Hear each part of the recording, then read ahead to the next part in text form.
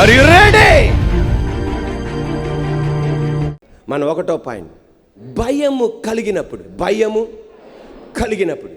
ఏం కలిగినప్పుడు? భయము కలిగినప్పుడు. భయానికి మందు యేసయ్య. ప్రైజ్ ది లార్డ్, హల్లెలూయా. భయానికి మందు యేసయ్య. భయము కలిగినప్పుడు ఈ వాక్యం చెప్పాలి, నాకు భయము సంభవించు దినమున నిన్ను ఆశ్రయిస్తున్నా. యెషయా గ్రంథం 12వ అధ్యాయం 2వ వాక్యం. యెషయా గ్రంథం 12వ అధ్యాయం 2వ వాక్యం.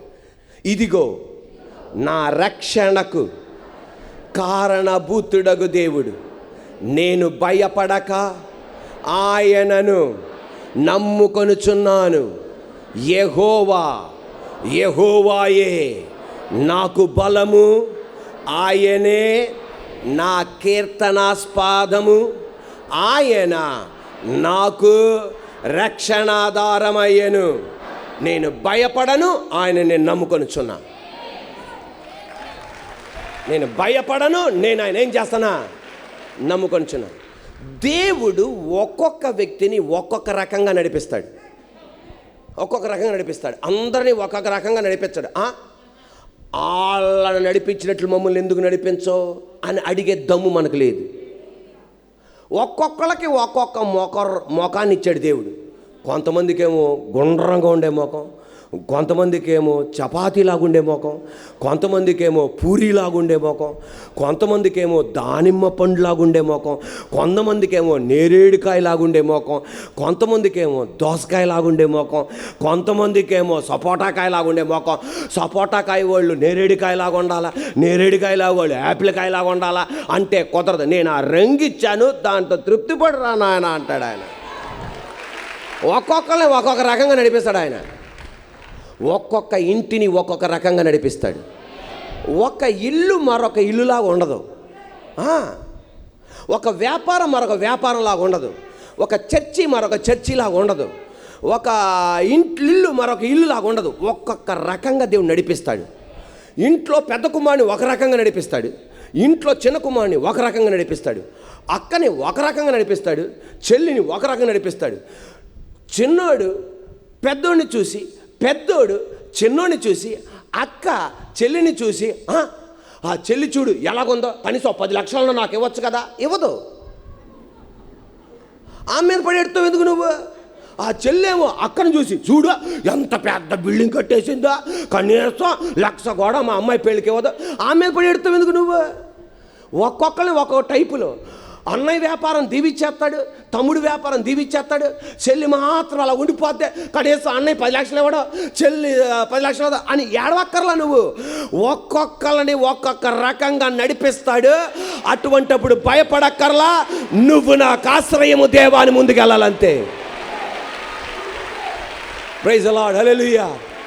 నువ్వు నాకెవరయ్యా? ఆశ్రయమయ్యా, నీ మీద నేను ఆధారపడుతున్నాను అని వెళ్ళాలి.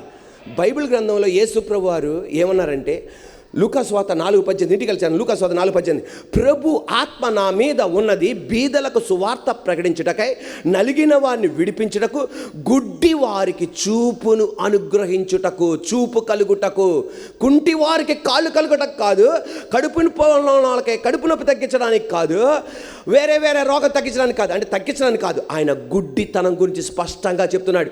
గుడ్డి వారికి చూపు కలుగుటకు అంటే ఆయన అర్థం ఏంటంటే, ఎప్పుడైతే మన కళ్ళు బాగుపడతాయో, మన అంతరంగ నేత్రాలు ఎప్పుడు బాగుపడతాయో, మన హృదయ నేత్రాలు ఎప్పుడు బాగుపడతాయో, మన పరిస్థితులకు మార్పు కలుగుతుంది. అది ఆయన ఆశ. యేసుప్రభు వారు గుడ్డోళ్ళు అనేక మందిని స్వస్థపరిచాడు. యేసుప్రభు వారు గుడ్డి వాళ్ళని అనేక మందిని స్వస్థపరిచాడు. కానీ ఒక్కొక్కరిని అందరినీ ఒకే టైపులో స్వస్థపరచాలా. ఒక వ్యక్తిని ఎలా స్వస్థపరిచాడు అంటే, నీకు చూపు కలుగును గాక అన్నాడు. ఇంకొక వ్యక్తిని ఎలా స్వస్థపరిచాడంటే, ఆయన 2 చేతులు ఆయన కళ్ళ మీద ఉంచి స్వస్థపరిచాడు. ఇంకొకరిని ఎలా స్వస్థపరిచాడంటే, నేల మీద ఉమ్మేసి బురద చేసి 2 కళ్ళకు రాసి స్వస్థపరిచాడు. ఇంకొకరిని ఎలా స్వస్థపరిచాడు అంటే, డైరెక్ట్గా కళ్ళ మీద ఉమ్మేసి స్వస్థతపరిచాడు. ఇంకొకరిని ఎలా స్వస్థపరిచాడంటే, దావీదు కుమారుడైన యేసు నన్ను కరుణించు, స్వస్థపరచు అనగానే యేసయ్య నిలిచి, ఆయన కోసం నిలిచి స్వస్థపరిచాడు. ఒక్క స్వస్థతలో ఇంత వెరైటీ తీసుకొచ్చాడు ఆయన. అంతేగాని ఫస్టోడు ఆయన మీద ఉమ్మేసో, నా మీద ఉమ్మేలా, అది ఎందుకు అలా చేసావు? ఆయనైతే పిలిస్తే ఆగకుండా మళ్ళా ఆగి నువ్వు స్వస్థపరిచావు, ఎందుకు ఆయనకి అలా చేసావు అని ఎవ్వడు అడగల. వాళ్ళకి స్వస్థత కావాలి. నువ్వు ఏ సిస్టములు అన్నా చెయ్యి, ఏ పనన్నా చెయ్యి, నిలబడి స్వస్థపరుస్తావో, మాట చెప్పి స్వస్థపరుస్తావో, బురద చేసి స్వస్థపరుస్తావో, ఉమ్మేసి స్వస్థపరుస్తావో, మాకు చూపు కావాలా.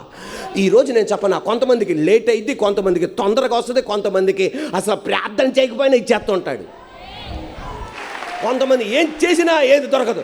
మీకు తెలుసా, ఆయన సిస్టమ్ అంతా అద్భుతంగా చేస్తాడు ఆయన. కానీ ఒకటి మాత్రం గ్యారంటీ, ఆయన ఉమ్ము వేశాడు. ఆయన ఉమ్ము వేశాడు. వేదనకరంగా ఉంది, దుఃఖకరంగా ఉంది. కానీ యేసయ్య చెప్పేది ఏంటి తెలుసా? నేను నీ మీద ఉమ్మేశా, కానీ నీతోనే నేను ఉన్నా. ఈ రోజున మీ అన్నయ్యకి చేసినట్లుగా నీకు చేయట్లా, మీ తమ్ముడికి చేసినట్లుగా నీకు చేయట్లా, కానీ దేవుడు చెప్పేది నేను నీతో ఉన్నా. మీ అక్కకి చేసినట్లు నీకు చేయట్లా, నీకు చేసినట్లుగా చెల్లికి చేయట్లా, కానీ నేను నీతోనే ఉన్నా. నువ్వు బాధపడక్కర్లా. ఆ ఉమ్ము ద్వారా నీకు నష్టం కలగదని నాకు తెలుసు. ఆమేన్, హల్లెలూయా. ఆ ఉమ్ము ద్వారా నీకు నష్టం కలగదని నాకు తెలుసు. నేను ఉమ్ము నీ ముఖం మీద వేసా, నీ కళ్ళు మీద వేసా. అది యాసిడ్ లాంటిది కాదు. ఈ ఉమ్ము నీ కన్నులను బాగు చేసేదే తప్ప అది నాశనం చేసేది కాదు. ఈ నష్టం నిన్ను నాశనం చేయడానికి కాదు, నిన్ను బాగు చేయడానికి. ఈ అప్పు నిన్ను నాశనం చేయడానికి కాదు, నిన్ను బాగు చేయడానికి. దానికి మించి మర్చిపోవద్దు, అప్పులోను ఉన్నా నేను నీతో ఉన్నా. ప్రజలు అనుకుంటారు దేవుడు వదిలేశాడని, అబద్ధం. నేను నీతో ఉన్నా. యోసేపు 10 మంది అన్నయ్యలా కాదు నీ బతుకు, మీ తమ్ముడు లాంటిది కాదు నీ బతుకు, కానీ నేను నీతో ఉన్నా.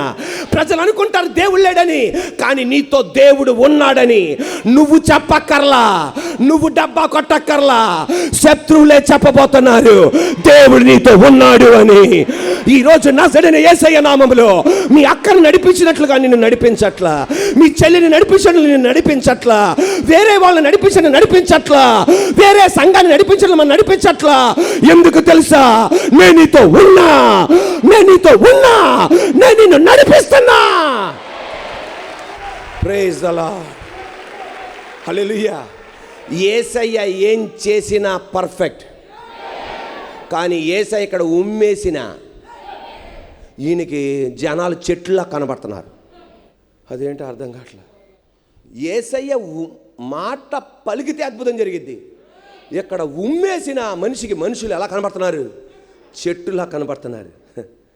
మళ్ళా ఈ గుడ్డివాడు అడిగాడు, యేసయ్య అన్నాడు, ఈయన ముఖం చూసి వీడి శరీరం కనపట్లేదని. మనకు అర్థం కాకపోయినా అర్థమైనట్లు వింటుంటాం. అన్నయ్య ఏమనుకుంటాడో, పాస్టర్ గారు ఏమనుకుంటారా అని అంత అర్థమైపోతున్నట్టుగా. మీ ముఖాలు చూడగా నాకు అర్థమైద్ది ఇక్కడ లేరురా, వీళ్ళు ఎక్కడో తిరుగుతున్నారని. నాయక మాత్రం యేసయ్యకి తెలుసు, వాళ్ళ ముఖం చూసి వీడికి ఆ శరీరం కనపట్టదని, నీకు కనపడుతుందా శరీరం అన్నాడు. అనగానే నాకు కనపట్లేదు, మనుషులు చెట్టులా కనపడుతున్నాడు. దేవుడు అన్నాడు, ఇలాంటి వాడు నాకు కావాలన్నాడు. దేవుని దగ్గరకు వచ్చి ఏమీ జరగకపోయినా అన్నీ జరిగినట్లు మనం బయట వాళ్ళకి చెప్పు, యేసయ్యకి మాత్రం ఏం జరగట్లేదని చెప్పాడు డైరెక్ట్గా. అన్నాడు, ఏమన్నాడంటే నాకు ఏ శరీరం కనపట్లేదు అన్నాడు. మరలా యేసయ్య ముట్టాడు, రెండోసారి ఉమ్మేయలే,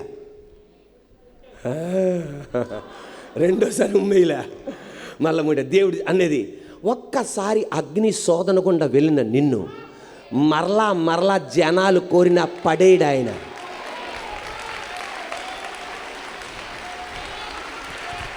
హల్లెలూయా. నజరేయుడైన యేసయ్య అధికారం గల నామములో మాటికి అగ్ని శోధన కాదు, అది దేవుడు కాదు చేసేది, దెయ్యంగాడు. ఈ రోజున గాలి ఆగును గాక, నీ ఇంటి మీద, నీ కుటుంబం మీద ఆగును గాక, నీ పిల్లల నుండి ఆగును గాక. దాన్ని